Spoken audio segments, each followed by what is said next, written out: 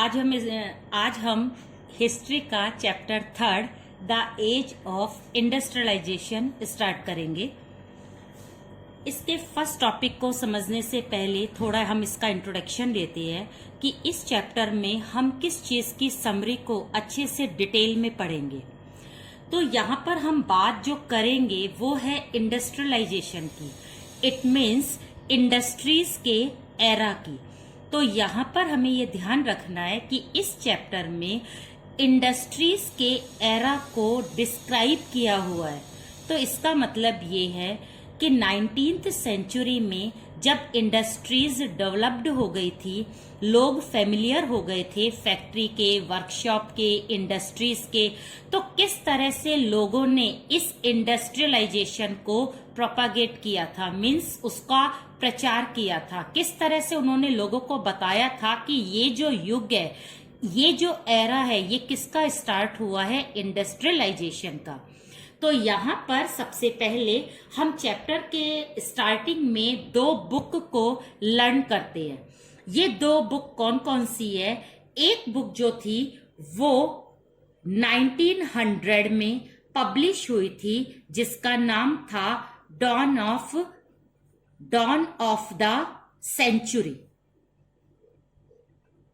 ये जो बुक थी, ये जो पब्लिश की थी वो A.T. पॉल ने की थी। ये एक म्यूजिक बुक थी। म्यूजिक कंपनी का जो पब्लिशर था A.T. पॉल, उन्होंने इस बुक के कवरिंग पेज पर जिस चीज को, यानी जिस पिक्चर को शो किया था, वो पिक्चर जो थी वो बेसिकली इंडस्ट्रियलाइजेशन एरा को शो कर रही थी।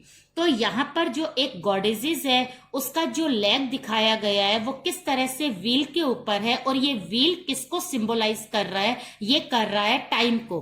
टाइम लगातार बढ़ रहा है, डे बाय डे, साल दर साल जो हम बोलते हैं, एक नया चेंज आ रहा है। चेंज इस तरह से आ रहा है कि लोग जो है वो अब पुराने मेथड को छोड़कर नई मेथड को यूज कर रहे हैं, वर्कशॉप में जा रहे हैं, फैक्ट्रीज में जा रहे हैं, बड़ी बड़ी इंडस्ट्रीज लग रही है। तो इस तरह से एक इंडस्ट्रियल एरिया जो है वो सेटअप हो रहा है। ये सारी चीज इस पिक्चर में शो की गई थी, और इस गॉडेजेस के आसपास जो भी मशीन, जो भी प्रिंटिंग प्रेस, जो भी कंप्यूटर दिखाई दे रहा है, वो ये चीज बता रहा है कि इंडस्ट्रियलाइजेशन से किस तरह से कंट्री में मॉडर्नाइजेशन अपने आप क्या हो रहा है, राइज हो रहा है। दूसरी जो बुक थी, यहीं पर हम करेंगे अगले ही साल यानी 1901 में एक ट्रेड मैगजीन जो थी वो पब्लिश हुई थी। ये ट्रेड मैगजीन किसने पब्लिश करी थी, इस बारे में आपकी एनसीईआरटी में कुछ नहीं लिखा हुआ है, बस सिर्फ इतना लिखा हुआ है, इस ट्रेड मैगजीन के जो कवरिंग पेज था उसमें जिस चीज को बताया गया है वो चीज किस चीज को सिंबलाइज कर रही है, इंडस्ट्रियलाइजेशन को। तो 1901 में ट्रेड मैगजीन के कवर जो पेज था उसमें 2 मैजिशियन को शो किया हुआ है। ये दोनों ही जादूगर, एक को मैकेनिक कहा हुआ है और एक को अलादीन कहा हुआ है। अलादीन उस टाइम का है जब इंडस्ट्रीज नहीं थी, और मैकेनिक उस टाइम का है जब इंडस्ट्रीज सेटअप हो गई थी। तो दोनों ही एक एरा को उन्होंने एज अ कंपेयर सिंबलाइज करा है इस ट्रेड मैगजीन में। तो यहाँ पर जिस तरह से हम बोल सकते हैं कि अलादीन के पास में इतना माइंड नहीं था, वो हर चीज मैजिक के थ्रू क्रिएट करता था, लेकिन दूसरी तरफ जब इंडस्ट्रीज आ गई थी, टेक्निक्स आ गई थी, मशीन बन गई थी, तो उस समय जो मेन इंपॉर्टेंस थी वो किस चीज की थी, माइंड की थी। तो यहाँ पर मैकेनिक के माइंड के थ्रू वो नए ब्रिज बना रहा है, रोड बना रहा है, मॉल बना रहा है, मार्केट बना रहा है। तो ये सारी चीज वो माइंड के थ्रू क्रिएट कर रहा है, लेकिन वो किसके थ्रू कर रहा है, मैजिक के थ्रू। तो इसका मतलब है वो पुराना समय था, और ये वाला समय क्या है, ये समय, ये टाइम जो है ये मॉडर्नाइज है, ये नया टाइम है, जिसको कि क्या बोला गया, जिसको इंडस्ट्रीज या इंडस्ट्रियलाइजेशन कहा गया। तो इस तरह इंडस्ट्रीज जब सेटअप होने लगी थी स्पेशली यूरोपियन कंट्रीज में, तो यूरोपियन कंट्रीज में इस बात को पॉपुलर करने के लिए काफी सारी स्पीच, काफी सारी मैगजीन, न्यूज़पेपर में ये चीजें जो होती थी वो पब्लिश की जाती थी। तो उस समय 2 बुक जो थी वो पब्लिश हुई थी 1900 में डॉन ऑफ द सेंचुरी, 1901 में ट्रेड मैगजीन, जिसके थ्रू ये शो हो गया कि इंडस्ट्रियलाइजेशन का एरा जो है वो स्टार्ट हो गया है। तो ये तो हुआ इसका इंट्रोडक्शन। अब हम बात करते हैं कि इंडस्ट्रीज सबसे पहले कहाँ लगी, कब लगी, क्यों लगी, उसकी कंडीशन क्या थी और इंडस्ट्रीज लगने के बाद इम्पैक्ट क्या क्या पड़े। तो हम अभी इंडस्ट्रीज के पहले एरा में चलते हैं, इसका मतलब है बिफोर इंडस्ट्रियल रिवॉल्यूशन। तो ये जो टाइम है जिसका हम डिस्कस अभी करेंगे, इसमें हम सिर्फ इस बात को डिस्कस करेंगे कि जब इंडस्ट्रीज नहीं थी तो क्या तब भी काम होता था, क्या तब भी प्रोडक्शन होता था। इस बात को समझने के लिए कुछ टर्म आपको लर्न करनी होगी। इसमें पहली टर्म जो है वो है प्रोटो इंडस्ट्रियलाइजेशन। प्रोटो इंडस्ट्रियलाइजेशन का मतलब है इंडस्ट्रियलाइजेशन से पहले। Proto industrialisation at home.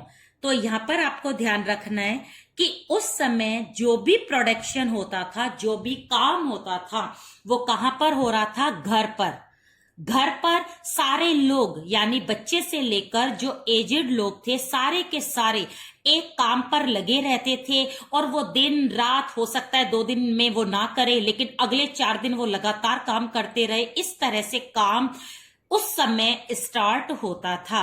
और ये बात आपको ध्यान में रखनी है कि हम इस चैप्टर में सारी इंडस्ट्रीज को ना पढ़ के हमारा सिर्फ फोकस किस पर रहेगा?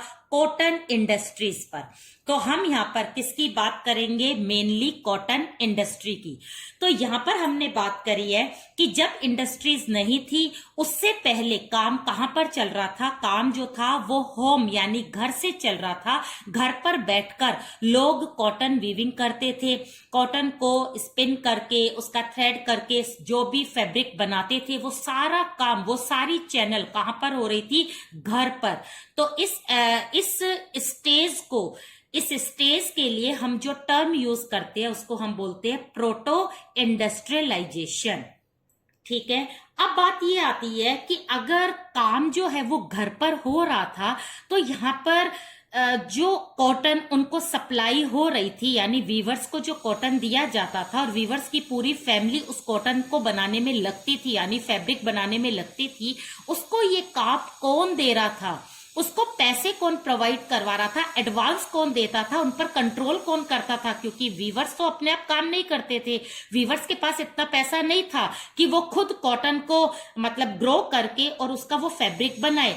तो ये सारे काम किसके थ्रू हो रहे थे? तो यहाँ पर आपको दूसरी टर्म जो यूज करनी है वो है ट्रेड गिल्ड्स। अब ये ट्रेड गिल्ड्स क्या होते हैं? गिल्ड्स का मतलब होता है ऑर्गेनाइजेशन, ग्रुप, और ट्रेड का मतलब आपको पता है बिजनेस, व्यापार, जो मर्चेंट करते थे। तो यहां पर अगर हम बात करें कि इन घर पर जो वीविंग का काम हो रहा था, जो वीवर्स काम कर रहे थे, उस पर डायरेक्ट कंट्रोल किसका होता था? ट्रेड गिल्ड्स का। यानी जो मर्चेंट होते थे वो वीवर्स को पैसे देते थे, एडवांस देते थे, टाइम उनका सेट करते थे कि इस टाइम पर हमें ये प्रोडक्शन वापस चाहिए। सारे के सारे वीवर्स अपने घर पर बैठकर पूरा काम तैयार करते थे, पूरा प्रोडक्शन रेडी करते थे और रेडी करने के बाद वो सारा का सारा सामान किसको देते थे? मर्चेंट को। जितने भी मर्चेंट थे उनका अपना एक गिल्ड था, यानी अपना एक ऑर्गेनाइजेशन था। तो ऑर्गेनाइजेशन को ही बोला गया ट्रेड गिल्ड्स। ओके। अब यहां पर क्वेश्चन ये आता है कि ये जो प्रोटो इंडस्ट्रियलाइजेशन था, ये जो घर पर काम हो रहा था, ये स्पेशली किस कंट्री में हो रहा था? तो यहां पर हमें ध्यान रखना है कि ये प्रोटो इंडस्ट्रियलाइजेशन मेनली जिस कंट्री में हो रहा था वो था UK. It means European country का वो यूरोपियन कॉन्टिनेंट का वो कंट्री जहां पर सबसे पहले प्रोटो इंडस्ट्रियलाइजेशन का स्टेज स्टार्ट हुआ था, जहां पर ट्रेड गिल्ड्स ये काम कंट्रोल कर रहे थे, वो कंट्री था यूके। अब क्वेश्चन अपने आप एक और राइज होता है कि यूके में ही ये प्रोटो इंडस्ट्रियलाइजेशन स्टार्ट क्यों हुआ, यानी घर पर इतना बड़ा प्रोडक्शन क्यों होता था, यूके को ही क्या जरूरत थी कि वो ज्यादा से ज्यादा सामान को बनाए। तो यहां पर आपको कुछ रीजंस लर्न करने हैं यूके के लिए कि ब्रिटेन में ही सारा प्रोडक्शन क्यों होता था। इसका फर्स्ट रीजन है इंटरनेशनल मार्केट। अगर हम बात इंटरनेशनल मार्केट की करें तो इसका मतलब है यूके जो था वो बहुत सारा प्रोडक्शन ट्रेड गिल्ड्स के थ्रू होम में यानी घर पर तैयार करवाता था, और जो सरकार थी वो अपने ब्रिटेन में सारे प्रोडक्शन को सेल करने के बाद बचा हुआ यानी सरप्लस प्रोडक्शन जो था वो बाहर के कंट्रीज में, बाहर के मार्केट में सप्लाई करती थी।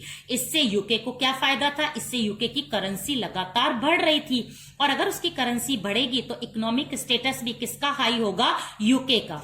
तो इस तरह से यूके ने ज्यादा करेंसी करने के लिए प्रोडक्शन को स्टार्ट किया था।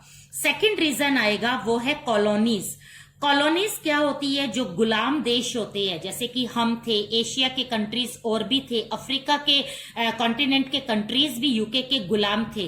तो ऐसी कॉलोनीज में फैब्रिक को सप्लाई करने की रिस्पॉन्सिबिलिटी किसकी थी, यूके की। तो यूके ये काम वॉलंटरी भी करता था और फोर्सली भी करता था। कुछ कॉलोनीज तो खुद कहती थी कि हमें कपड़ा चाहिए, लेकिन जो नहीं भी कहती थी वहां पर भी यूके जबरदस्ती यानी फोर्सली अपने प्रोडक्शन को वहां सप्लाई करता था ताकि उसको पैसा मिले। तीसरी चीज आती है, तीसरा जो रीजन है वो है डिमांड्स। डिमांड्स लगातार बढ़ रही थी, कहां पर, मेनली यूरोपियन कंट्रीज में। किस चीज की डिमांड बढ़ रही थी, हम किस पर फोकस कर रहे हैं, कॉटन पर, यानी फैब्रिक की लगातार डिमांड को फुलफिल कौन सा कंट्री कर रहा था, यूके। इसलिए हम कह सकते हैं कि यूके ही वो कंट्री था जहां पर फर्स्ट टाइम प्रोटो इंडस्ट्रियलाइजेशन के अंडर में इतना सारा प्रोडक्शन बनता था, रेडी होता था, जिसको कंट्रोल करते थे ट्रेड गिल्ड्स। ठीक है, अब हम नेक्स्ट चलते हैं। यहां पर थर्ड पॉइंट आपको लिखना है न्यू मर्चेंट्स। ये न्यू मर्चेंट्स कौन होते थे, मर्चेंट तो हम जानते हैं, मर्चेंट का मतलब होता है व्यापारी, बिजनेसमैन। न्यू मर्चेंट का मतलब है नए बिजनेसमैन। अब जब नए बिजनेसमैन यूके में वीविंग का काम यानी फैब्रिक बनाने का काम स्टार्ट करते थे, तो यूके के अर्बन एरिया में न्यू मर्चेंट को स्पेस नहीं मिलती थी। वो लोग यहां पर काम नहीं कर पाते थे क्योंकि यूके के जो शहर थे वो किसके कंट्रोल में थे, ट्रेड गिल्ड्स के कंट्रोल में थे। ये ट्रेड गिल्ड्स जो थे वो वीवर्स पर यानी शहरों के वीवर्स पर अपना कंट्रोल रखते थे और किसी भी नए मर्चेंट को काम करने नहीं देते थे। अगर इनको लगता था कि ये मर्चेंट सही है और ये काम कर सकता है, इट मीन्स इनकी मर्जी पर ही हर न्यू मर्चेंट को काम मिलता था। तो यहां पर क्वेश्चन क्या क्रिएट हुआ, क्वेश्चन ये क्रिएट हुआ कि हर नया मर्चेंट जो था उसकी जैक इतनी नहीं होती थी कि वो ट्रेड गिल्ड्स को खुश रखे। तो यहाँ पर जब न्यू मर्चेंट आते थे, नए बिजनेसमैन ब्रिटेन में शहर में काम करने के लिए, उनको लगता था कि हम भी काम करें यहाँ पर, और जब उन्हें काम नहीं मिलता था तो वो अपने आप मूव कर जाते थे। मूव कहाँ पर कर जाते थे, कंट्री साइड में। उनको लगता था जब अर्बन में हमें काम नहीं मिल रहा है तो हम कहां पर जाए, हम जाए गांव में, और गांव में हम फैब्रिक को बनाना शुरू करें। तो इसका मतलब ये हुआ कि न्यू मर्चेंट किसकी तरफ जा रहे हैं, कंट्री साइड की तरफ जा रहे हैं। तो यहाँ पर अपने आप रीजंस हो जाती है कि जितने भी न्यू मर्चेंट्स थे ये गांव की तरफ क्यों गए। या फिर दूसरा क्वेश्चन आ सकता है, ये ट्रेड गिल्ड्स इतने पावरफुल क्यों थे कि नए मर्चेंट को ये स्पेस नहीं देते थे। दोनों ही क्वेश्चन का जो आंसर होगा उसको आपको समझना है कि ये जो नए मर्चेंट कंट्री साइड में क्यों गए, या जो ट्रेड गिल्ड्स है ये इतने पावरफुल क्यों थे। इसका फर्स्ट रीजन जो है वो होगा एंट्री ऑफ न्यू पीपल। नए पीपल, नए मर्चेंट, नए बिजनेसमैन जो भी शहर में आकर बिजनेस करेंगे वो किसकी परमिशन से करेंगे? ट्रेड गिल्ड्स की। और ये चीज हर एक मर्चेंट को पसंद नहीं आती। जिनको आती थी वो इनकी मतलब एक तरह से जो बात मान लेता था उनको तो ये स्पेस दे देते थे। जो बात नहीं मानता था मर्चेंट वो कहां पर चला जाता था? कंट्री साइड में। और उनकी यही काम ट्रेड गिल्ड्स को क्या कर रही थी? पावरफुल कर रही थी। दूसरा रीजन आएगा रूलर्स। जो भी ब्रिटेन का उस समय राजा होता था या जो भी राजा ब्रिटेन में रहे हैं उनकी मेन जो सपोर्ट था वो कभी भी न्यू मर्चेंट के साइड में ना होकर रूलर्स किसको सपोर्ट करते थे? ट्रेड गिल्ड्स को, यानी पुराने बिजनेसमैन को। पुराने बिजनेसमैन के सपोर्ट में इन्होंने बहुत सारे लॉज बनाए थे ताकि कौन प्रोटेक्ट रहे? Trade guilds. तो इस तरह से रूलर्स का जो कंट्रीब्यूशन था, उनका जो रोल था वो ट्रेड गिल्ड्स को पावरफुल कर रहा था और न्यू मर्चेंट को किस साइड और भेज रहा था? कंट्री साइड में। नेक्स्ट आता है कंट्रोल। किस चीज पर कंट्रोल रहता था ट्रेड गिल्ड्स का? वो रहता था ट्रेड एंड प्राइस पर। ट्रेड एंड प्राइस, प्राइस कितना होगा, वीवर को कितना पैसा दिया जाएगा, उसका वेजेस क्या होगा, प्रोडक्शन जो बनकर आया है वो कितनी कीमत पर बेचा जाएगा, ये सारी चीजें कौन डिसीजन लेता था? Trade guilds. यहां पर न्यू मर्चेंट जो थे उनको ना तो ट्रेड करने दिया जाता था ना प्राइस को फिक्स करने दिया जाता था। तो बेचारे न्यू मर्चेंट अर्बन एरिया में ट्रेड गिल्ड से डिसअपॉइंट होकर किस साइड में गए? कंट्री साइड में गए। अब जब वो कंट्री साइड में गए तो क्या कंट्री साइड में जितने भी वीवर्स थे वो काम करने को तैयार हो गए? पहली चीज तो ये आती है। तो बिल्कुल हम यहाँ पर ध्यान रखेंगे कि जब ये न्यू मर्चेंट कंट्री साइड में गए तो कंट्री साइड में जितने भी वीवर्स, पीजेंट थे वो इनके साथ काम करने को तैयार हो गए। अब हम यहाँ पर फोर्थ पॉइंट इसी का करेंगे कि क्यों तैयार हुए। कंट्री साइड में सारे पीजेंट काम करने को तैयार हो गए लेकिन अर्बन एरिया में कोई भी पीजेंट जो था वो न्यू मर्चेंट के साथ काम करने को तैयार नहीं था। तो ऐसी कौन कौन सी कंडीशन थी कंट्री साइड में जो कि वहां के वीवर्स को किसके साथ काम करने के लिए एनकरेज कर रही थी? उस कंडीशन के बारे में हम यहाँ पर देखते हैं। तो यहाँ पर हम रखेंगे next fourth point, working for new merchant. तो न्यू मर्चेंट के साथ काम करने के लिए जो तैयार हुए थे पीजेंट, उनके क्या क्या रीजन थे? सबसे पहला रीजन तो था कॉमन फील्ड्स। कॉमन फील्ड्स जो थे वो लगातार कम हो रहे थे। कहां पर? गांव में। गांव में जो जमीन होती है उस जमीन पर सबका राइट होता है, उसे बोलते हैं कॉमन फील्ड। ऐसे कॉमन फील्ड अब कंट्री साइड में नहीं थे, इसलिए जो वहां के वीवर्स थे वो बिल्कुल खाली हो गए थे, उनके पास में कोई भी रोजगार नहीं था। दूसरी चीज आती है ऑल्टरनेटिव सोर्स। ऑल्टरनेटिव सोर्स का मतलब है उनके पास एग्रीकल्चर के अलावा और दूसरे सोर्स ये थे कि वो फॉरेस्ट में जाकर कुछ भी चीजों से, यानी पेड़ पौधे जो भी होते थे उनको वो काट कर मेडिसिन बनाकर उन्हें बेचकर काम चलाते थे, या फिर जो ग्रेजिंग लैंड होती थी वहां पर अपने एनिमल्स को रियरिंग करते थे। ये सारे काम उनके अब लगातार खत्म हो गए थे। तो ऐसे उन्हें अब कोई दूसरे ऑल्टरनेटिव सोर्स चाहिए थे जो एग्रीकल्चर के साथ उसकी अर्निंग को क्या करे? इंक्रीज करे। थर्ड चीज आएगी स्मॉल प्लॉट्स।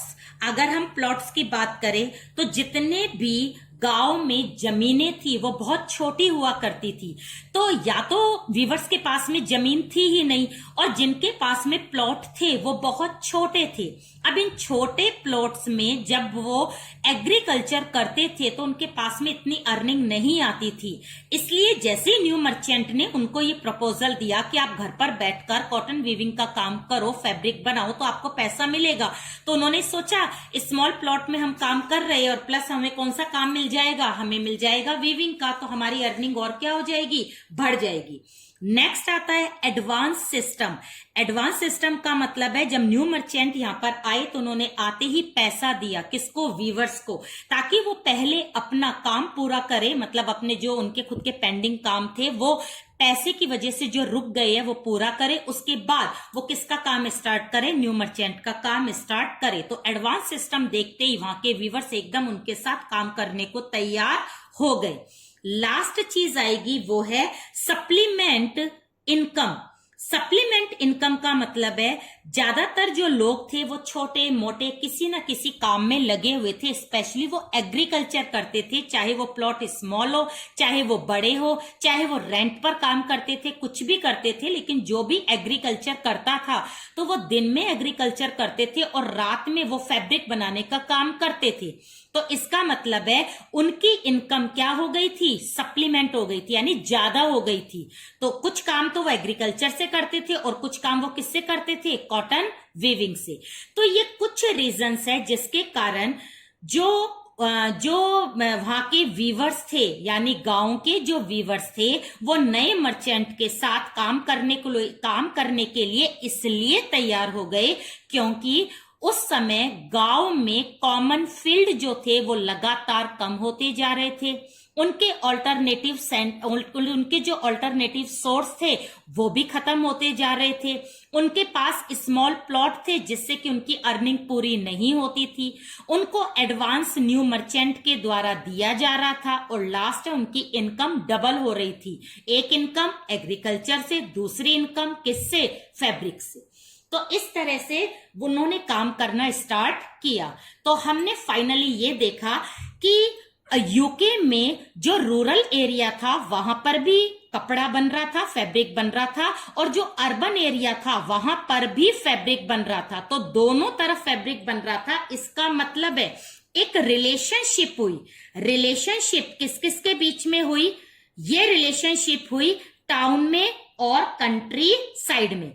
तो यहां पर हमें यह ध्यान रखना है कि टाउन और कंट्री साइड में रिलेशनशिप किस तरह से क्रिएट हुई। सबसे पहले हम बात करेंगे स्टेपलर की। पहली स्टेज में स्टेपलर जो थे वो वुल को या कॉटन को कलेक्ट करते थे।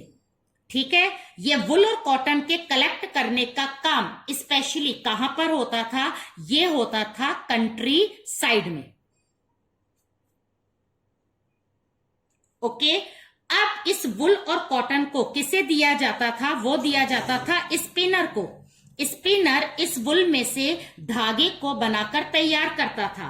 तो यहां पर उसने क्या बनाया? उसने बनाया यार्न। अब ये धागे का काम भी कहां पर हो रहा था? ये हमें ध्यान रखना है। ये भी हो रहा था कंट्री साइड में। ओके, अब इस यार्न को किसे दिया जाता था? ये दिया जाता था फुलर्स को। अब फुलर्स इन धागों का क्या करता था? वो बनाता था क्लॉथ यानी फैब्रिक। अब ये फैब्रिक कहां पर बनता था? ये दोनों साइड में बनता था, यानी रूरल और अर्बन एरिया दोनों ही साइड में कपड़े को तैयार किया जाता था। अब जब कपड़ा तैयार हो जाता था तो इस कपड़े को किसे दिया जाता था? ये जाता था फिनिशिंग सेंटर पर। फिनिशिंग सेंटर पर मेन काम क्या होता था? फिनिशिंग सेंटर में जो इन कपड़ों की कलरिंग की जाती थी, इसका मतलब है कलरिंग कह लो या डाइंग कह लो, कपड़े को डाई किया जाता था, कलर करके दिया जाता था। और ये स्पेशली काम कौन सी जगह पर होता था? तो यहां पर आपको ध्यान रखना है, ये सिर्फ होता था अर्बन एरिया में। तो अर्बन एरिया में भी कहां होता था? लंदन में। ठीक है, तो इस तरह से जब इंडस्ट्री नहीं थी, तो इंडस्ट्री नहीं होने के बाद भी प्रोडक्शन जो है वो यूके में हो रहा है। और यूके में कहां पर हो रहा है? घर पर हो रहा है। घर पर कौन कर रहा है? वीवर्स कर रही है। वीवर्स को कंट्रोल कौन कर रहा है? ट्रेड गिल्ड्स कर रही है। ट्रेड गिल्ड्स किसको जगह नहीं दे रहे हैं? न्यू मर्चेंट को नहीं दे रहे हैं। न्यू मर्चेंट शहर को छोड़कर कहां पर जा रहे हैं? कंट्री साइड यानी गांव में जा रहे हैं। गांव में जो वीवर्स है वो उनके साथ काम करने के लिए क्यों तैयार हो गए हैं? इन कारणों से वो काम करने को तैयार हो गए हैं। तो इस तरह से गांव में काम कौन करवा रहा है? New merchant. अर्बन एरिया में काम कौन करवा रहा है? Trade guilds. तो दोनों का रिलेशनशिप बन गया स्टेपलर, स्पिनर, फुलर्स और फिनिशिंग सेंटर। इन चारों स्टेज को संभालने वाला मेनली कौन होता है उसको हम बोलते हैं मर्चेंट क्लोथियर। ठीक है। अब मर्चेंट जो होता है वो पैसा स्टेपलर को देता है वुल के लिए, वुल को लेकर वो किसके पास जाता है, स्पिनर के पास, वो उसको यार्न देता है, यार्न लेकर वो कहां जाता है, फुलर्स के पास, फुलर्स जब उसको कपड़ा दे देता है तो वो कहां पर लेकर जाता है, लंदन में डाइंग करवाने के लिए। तो ये चारों स्टेज किसके अंडर में होती है, मर्चेंट क्लोथियर के अंडर में रहती है। तो यहां पर हमें ध्यान रखना है कि हर स्टेज में यदि हम मान के चले 20 या 25 वर्कर्स काम कर रहे हैं तो इट मींस मर्चेंट क्लोथियर के अंडर में कितने वर्कर्स काम कर रहे होंगे या कर रहे थे, वो है 100 नियर अबाउट, यानी मिलाकर 100 या 90 या 80 के करीब एक मर्चेंट के अंडर में वर्कर्स काम करते थे और इनको बोलते थे मर्चेंट क्लोथियर, जो ये वाला सारा काम करवाते थे। तो इस तरह से हमने देखा। अभी हम इंडस्ट्रियलाइजेशन के एरा में हमने स्टार्ट नहीं करा है, हमने बताया है कि इंडस्ट्रीज से पहले की सिचुएशन वर्ल्ड में कैसी थी।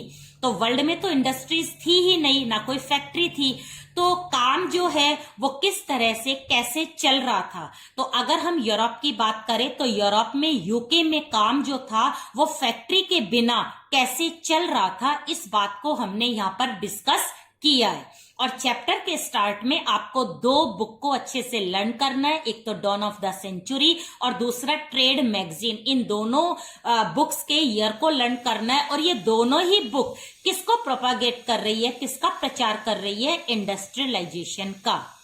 ये सारे नोट्स आपको डिस्क्रिप्शंस में मिल जाएंगे, उसे भी अच्छे से एक बार देखना ताकि आपको पता रहे कि आपने क्या क्या पढ़ा है।